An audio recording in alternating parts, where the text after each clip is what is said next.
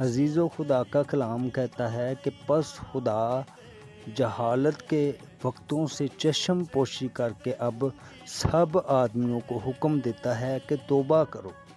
یہ پیغام کسی انسان کا، کسی مشن کا، کسی فرقے کا پیغام نہیں ہے، بلکہ یہ خدا کا پیغام ہے۔ خدا کہتا ہے، خدا جو ہے اپنے کلام میں فرماتا ہے کہ پس خدا جہالت کے وقتوں سے چشم پوشی کر کے اب سب آدمیوں کو حکم دیتا ہے کہ توبہ کرو۔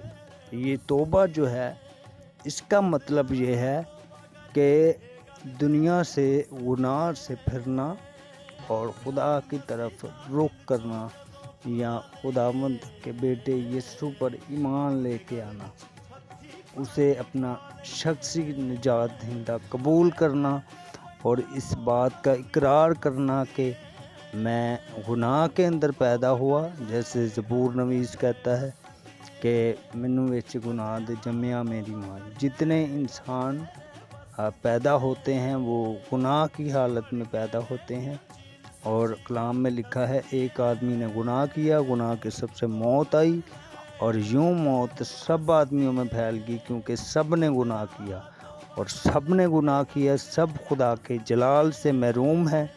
اسی لیے خداوند یسوع مسیح کو، خدا کے بیٹے کو دنیا میں آنا پڑا۔ اس نے دکھ اٹھایا، مار کھائی اور مرا، دفن ہوا، اور پھر تیسرے دن مردوں میں سے جی اٹھا، اور اب جو اس کے بیٹے یسوع پر ایمان لے آتا ہے ہمیشہ کی زندگی اس کی ہے۔ اگر ابھی تک آپ نے توبہ نہیں کی، آپ نے یسوع مسیح کو اپنا شخصی نجات دہندہ قبول نہیں کیا، تو آج وقت ہے کہ اسے قبول کریں، اس پر ایمان لے آئیں، اپنے گناہوں سے توبہ کریں اور نجات پائیں۔